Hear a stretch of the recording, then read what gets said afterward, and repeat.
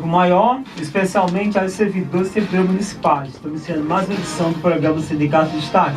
Este programa está sendo retransmitido pela FM do São Miguel e logo mais estará disponível na nossa página do Facebook e no canal do YouTube. São exatamente 11 horas e 36 minutos, hoje 9 de fevereiro. O programa será apresentado por Valíris Rodrigues e Tony Medeiros. Nesta edição, vamos apresentar algumas manchetes, né? A reforma da Previdência em questão, a portaria de número 15/2019 da Secretaria de Educação, Ciência, Tecnologia e Inovação do município de Xeramobim. O reajuste do piso do ACE e ACS é aprovado na Câmara Municipal na última sessão, no projeto de lei 04/2019. E também vamos falar sobre o edital de convocação de número 01/2019. A Prefeitura convoca professores que haviam entrado com mandato de segurança. E no nosso editorial temos a matéria: por ser honesto, descarregador é abandonado pelo patrão em cidade do interior do estado de Ceará. Lá o homem havia ali contratado, mandou tomar banho para ir almoçar, né? E assim ele fez. Porém, ao sair do banheiro do posto, o homem havia ido embora e deixado o mesmo abandonado, sem dinheiro e sem conhecer ninguém no local. A honestidade é algo caro. Não espere isso de pessoas baratas. A frase pronta, que sempre é dita e compartilhada nas redes sociais, caiu como uma luva na história de Acrísio Veras Pinto, morador da Lagoinha, região do município de Paraibaba.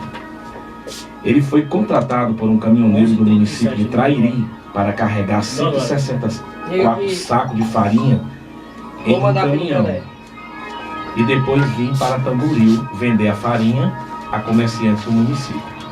Acrísio conta que chegou neste domingo, dia 3, no distrito de Sucesso, onde ocorre tradicionalmente a Feira Livre, que reúne pessoas de várias localidades que moram no entorno do distrito. Em um comércio, o dono do produto vendeu 20 sacas de farinha a um comerciante e mandou Acrísio pesar as 20 sacas. Constatado que cada saco pesava 50 quilos, o patrão do ajudante queria que ele mentisse e dissesse que cada saca havia pesado 55 quilos. De família humilde, trabalhador, pai de 3 filhos e tendo uma vida construída pela honestidade e a decência, Acrísio não fez o que o dono do produto quis.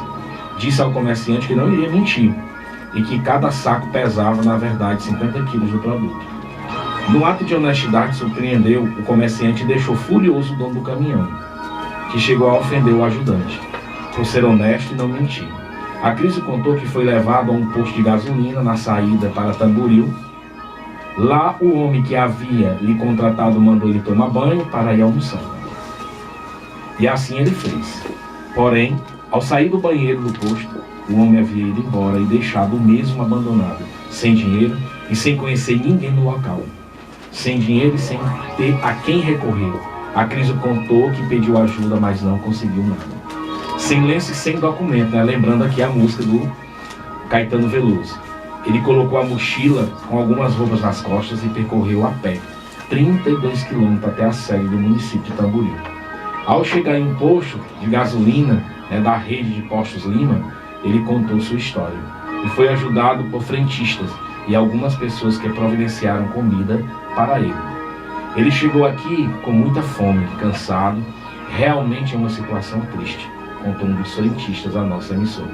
Depois de comer, as pessoas que o ajudaram a crise entraram em contato com a nossa reportagem, que conseguiu a passagem do mesmo até a cidade. Emocionado, ele contou em entrevista a sua situação.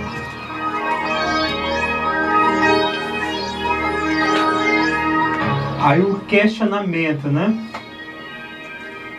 sobre a questão da honestidade, Até que ponto nós valorizamos a honestidade, A questão da ética, Então fica essa mensagem aqui reflexiva que foi vinculada durante a semana, isso manchete nacional. Seguindo aqui a questão da ordem das matérias, nós vamos fazer aqui, um tema polêmico, nós vamos tentar fazer aqui uma síntese da reforma da Previdência em questão.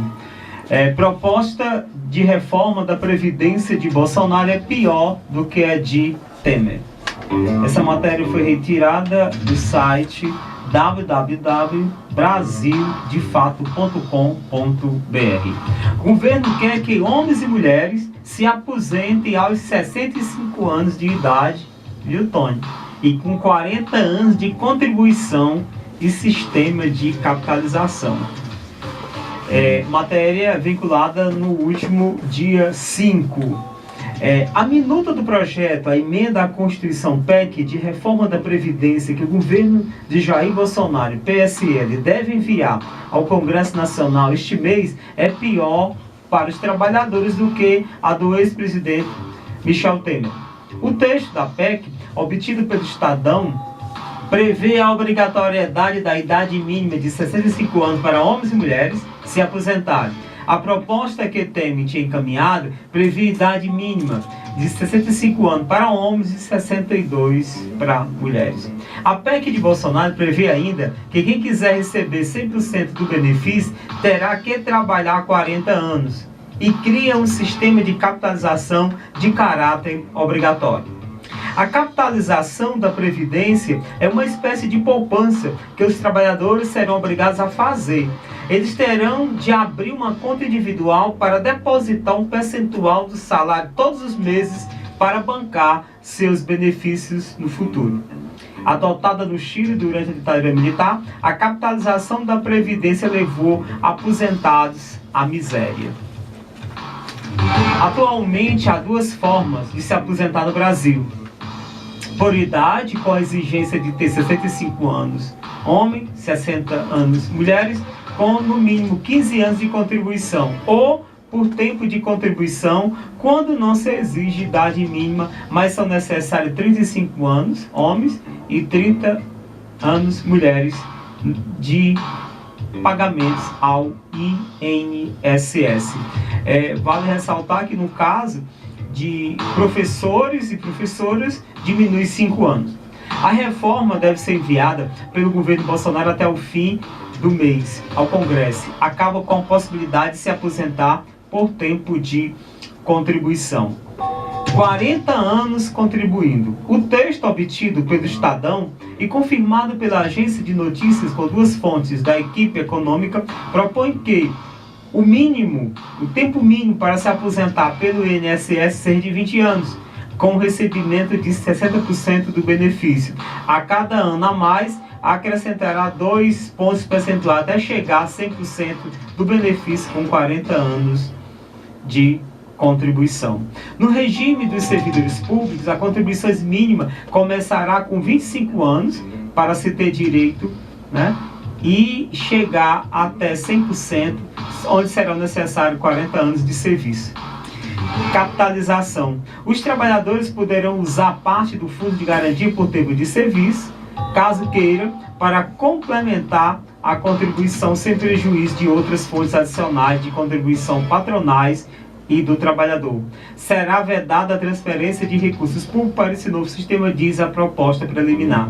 A gestão desse novo sistema será feita por entidades de previdências públicas e privadas, daí começa a acender a luz, privadas, habilitadas pelo governo. O trabalhador poderá escolher a entidade que vai gerir esses recursos, logicamente que dentro a lista fechada, obviamente, optar pela portabilidade a qualquer momento, sem nenhum custo. O governo poderá usar esses recursos. A capitalização será feita em regime de contribuição definida. Isso significa que o valor da contribuição é acertado no ato da contratação do plano e o benefício que será recebido no futuro varia em função do valor das contribuições do tempo em que foram feitas e da rentabilidade dos recursos. Idosos e pessoas com deficiência. A proposta de Bolsonaro muda as regras para quem recebe o benefício de prestação continuada, o BPC, da Lei Orgânica de Assistência Social, LOAS. Atualmente, o pagamento de um salário mínimo é assegurado para as pessoas com deficiência e idosos de baixa renda com mais de 65 anos de idade. De acordo com o Estadão, está previsto o pagamento de R$1.000 para pessoas com deficiência sem condições de sustento. Já idosos e outros trabalhadores de baixa renda terão seus ganhos reduzidos. Querem comprovar condições de miserabilidade. Se tiver 55 anos ou mais, terá assegurado renda mínima de R$500. Os maiores de 65 anos receberão 750. Tem mais de 70 anos de idade de contribuição, vai assegurar a prestação extra de R$150. Em todos os casos, será obrigatória a comprovação de renda mensal per capita familiar inferior a 1/4 de salário mínimo. Edição Rede Brasil atual. Então, esta é a proposta do senhor Jair Bolsonaro, que foi eleito na última eleição para presidente do Brasil. Então, nós já discutimos, e parece chover no molhado, nós já discutimos esse tema, já fizemos passeata aqui em Quixerambi, que foi uma das maiores. Isso mostra que a população não aceita essa proposta. Não aceita por quê? Porque primeiro é que ela passou por uma CPI, a CPI do Senado comprovou que não existe déficit. Não existe rombo, né? Não existe rombo na Previdência. O que existe são situações que foram apresentadas no relatório. Inclusive, o documento alega haver inconsistência de dados e de informação anunciada pelo Poder Executivo, que desenha um futuro aterrorizante totalmente. Inverossímil. E com o intuito de acabar com a previdência pública e criar um campo para atuação de empresas privadas. Por isso que no texto eu estava falando, entidades privadas, devem 450 bi à Previdência. E para piorar a situação, conforme a Procuradoria da Fazenda Nacional, somente 175 bi corresponde a débitos recuperáveis. Portanto, os quase 300 bilhões, não tem como se recuperar. Por quê? Porque essas empresas, elas já não existem mais. É a massa falida da Vasco, entre outras grandes empresas que desviaram recursos, Ela existe hoje, que eles usam aquela dinâmica de os empresários retiram o capital da empresa, a empresa termina falindo, eles pegam, abrem outra com outro nome, então fica uma situação e onera a questão do Estado, e quem paga a conta é o contribuinte. Portanto, nós não vamos aceitar essa reforma que está sendo discutida nos bastidores do poder. Nós que pagamos impostos, nós que mantemos o Estado, diga-se passagem, nós pagamos quase uma das maiores contribuições de impostos do mundo. Aqui nós pagamos no Brasil, e por fim, parte desses recursos, não sou eu que estou falando, são os meios de comunicação. Acompanhe. Reportagem fantástica.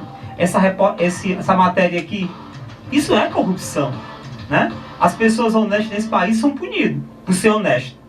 Nós lemos aqui uma mensagem aqui desse senhor aqui, que foi abandonado pelo patrão porque foi honesto. Então, infelizmente, é isso que tem que mudar, no país. Então, a questão é os benefícios. Nós temos 513 deputados, 81 senadores. Quanto custa ao Estado? Nós temos um poder executivo das 3 esferas. Quanto é que custa ao Estado brasileiro? Nós temos as Assembleias Legislativas dos Estados, nós temos as câmaras municipais, nós temos a questão do Poder Judiciário. Quanto é que custa os benefícios, como a matéria que aponta mais de 50 motoristas para a disposição do Supremo Tribunal Federal, que só tem 11 ministros? Uma vergonha, Então, a questão de várias vantagens, a questão de corrupção, que a gente liga a televisão no domingo, todo domingo, se você vai ver na semana, domingo que é o resumo da questão de corrupção, desvio, etc., coisa mal explicada por parte daqueles que foram eleitos, para representar o povo brasileiro. Né? Então, as regalias que nós acompanhamos aí, a questão dos carros motoristas particulares, a questão de todas essas regalias que se tem para alguns no Brasil e para aquele que durante todo o tempo ouviu aquela promessa: vamos deixar o bolo crescer, depois a gente divide, né? E se nem sequer a gente ter consciência de que o bolo já foi dividido, já chega alguém e já acabou já, né? Então, na verdade, é preciso que a população fique atenta a isso daí. Não vai achar que, não é comigo, né? Isso daí não vai me atingir, não. Vai atingir você sim. Essa proposta aqui, a priori, seria só para quem para as empresas, que é regida pela CLT.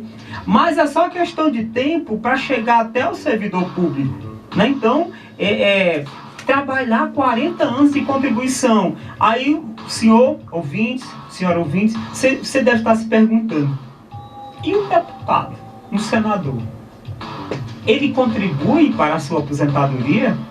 Dê uma pesquisadinha no Google para saber como é que é feito, né? Então, essa situação aqui, porque que para uns tem todas essas regalias do Brasil, né, que ainda continua sendo uma das 20 maiores economias do mundo, em termos de concentração de renda é uma das piores. Com essa reforma da Previdência, que na verdade é uma deforma, ela vai se agravar ainda mais a desigualdade no país, né? Então não é assim, né? Não é interessante que poucos tenham bilhões gerando bilhões de famintos. Então é preciso sim, nós tivemos os nossos deputados, vamos começar a cobrar dos nossos deputados federais, dos nossos senadores que foram eleitos pelo estado do Ceará, né, a mostrar que nós cearenses, nós nordestinos, né, que somos discriminados pelo governo. Isso aí ficou muito claro na campanha e nós não podemos aceitar. Então vamos começar a cobrar dos deputados e senadores para votar contra essa proposta, né, que na verdade ela se agrava ainda mais a situação de desigualdade no país. Valíris e Igor, não se enganem, né? O governo que aí está é o governo dos ricos, é o governo dos empresários, né? Os pobres, os que estão às margens, vão continuar às margens, né? A gente pode ver aí o que aconteceu aí lá em Brumadinho, né? Os grandes empresários levando o lucro e o povo na lama, do mesmo jeito nós, com a reforma da Previdência. Então vamos ter cuidado, vamos abrir os olhos e cobrar dos nossos representantes. Ok, passando para a matéria seguinte, a portaria número 15 da Secretaria de Educação, Ciência e Tecnologia e Inovação. Essa portaria, ela foi publicada esta semana, onde elenca os motivos pelos quais está contratando, né, diversos servidores para atuar na área da educação. Essa portaria foi publicada no último dia 5 e saiu um edital de convocação. As pessoas compareceram entre os dias 5 e 8, né, ontem concluiu, no caso, no período de 8 a meio-dia. Essa foi a primeira convocação, não tem como a gente, porque é um pouco extensa, e em breve, que a secretária conversando comigo, com a equipe, ela falando que teria, no caso das convocações, teria a primeira, porque queira ou quer não, alguém vai comparecer e não vai assumir, e vai ter uma segunda convocação. Então, dessa feita saiu da maneira, né, não que nós, mas que a lei determina, né, que saia o nome da pessoa, que saia a classificação e que siga a ordem. Justamente aquilo que nós sempre falamos com relação ao processo seletivo. Porque existe uma coisa pior do que esse processo seletivo, cheio de falhas, cheio de lacunas, não ter nenhum, né? Então, enquanto a administração está perdendo tempo querendo anular o processo seletivo, podendo estar elaborando um estudo para aprovar o edital de convocação, edital do concurso público, conforme a justiça determina. Então, se perdendo muito tempo querendo anular, não sei porquê, mas querendo anular um concurso que a própria administração elaborou e executou, né? Então, a questão, a pergunta é, em que pé está o edital, né, do concurso público, como a lei determina? Porque nós esperamos um concurso público de acordo com não menos de que 1.000 vagas e para todas as categorias, né? Porque na gestão passada se falaram que ia ser 1.400 vagas, seria para todas as categorias, quando foi na hora foi só para o pessoal de ensino fundamental, ensino médio e nível superior. Não teve para vigia, não teve para os auxiliares de serviço, enfim, foi um concurso incompleto, né? E sem essa dizer, não, porque isso gera problema, não, porque nós, recentemente aí, nós tivemos concurso feito em Sobral, viu, Tony, em outros municípios grandes do estado do Ceará, com vagas para todas as categorias. Portanto, nós esperamos que esse concurso, que esse edital saia, seguindo a data inicial, até março, e que tenha vaga suficiente para atender a demanda e que também seja um concurso para todas as categorias.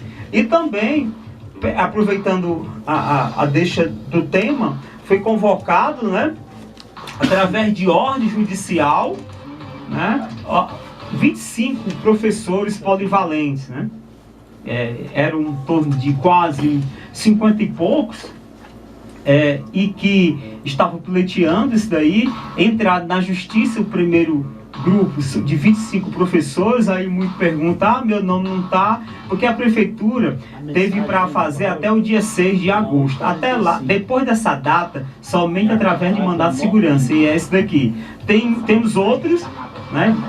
Comenta-se que tem um de 14, outros grupos mais, mas nesse momento agora foram aquelas 25 que entraram no início. Então, essas professoras e professores, total de 25, deverão comparecer à sede da prefeitura no período de 6 até o dia 13 de fevereiro, com a documentação exigida para postos. 25. Então, vitória da categoria, que acreditou e foi à luta, e parabenizar a justiça, né, por ter reconhecido esse direito que a prefeitura até então não havia reconhecido. Com certeza. E também em relação à questão de reconhecimento de direito, né, parabenizar aos agentes de combate a endemias e a comunidade de saúde pela aprovação na Câmara, na semana passada, do projeto de lei de reajuste do piso da categoria, que há vários anos estava aguardando, então, até agora foi aprovado e já recebeu também parabéns da categoria que participaram lá, e foi uma luta ferrenha, porque o projeto só chegou na Câmara por volta de 10 horas da manhã, né? E agradecer também o empenho e a compreensão dos vereadores, que o projeto, ao chegar, foi colocado em votação, porque é um costume, eu até estava conversando com o presidente, Idel, uma questão que criou-se uma cultura que cheira bem que todos os projetos que vão à Câmara do Executivo é só com urgência simples, né, que não é discutido, né, na verdade, e o projeto estava aguardando, mas só chegou 10 horas e os vereadores foram sensíveis e votaram, mas isso não é bom, né? Logicamente que essa situação era questão de salarial, aumento salarial, realmente tem que voltar, mas não é bom para a Câmara Municipal continuar aceitando que todos os projetos executivos vá com pedido de urgência simples, porque não há discussão, né? Não há discussão. Estamos aguardando aquele projeto que deu entrada e a gente conseguiu retirar de pauta da questão do afastamento do servidor para a aposentadoria, certo? Então, nós vamos passar para as sindicais, só lembrando que nós temos uma Assembleia Geral extraordinária sábado, dia 16, né? No caso, próximo sábado, às 8 horas da manhã, em primeira convocação, e às 8h30 em segunda convocação, para apreciar e liberar, seguindo a ordem do dia, avaliar a manutenção do estado permanente de mobilização e assuntos gerais.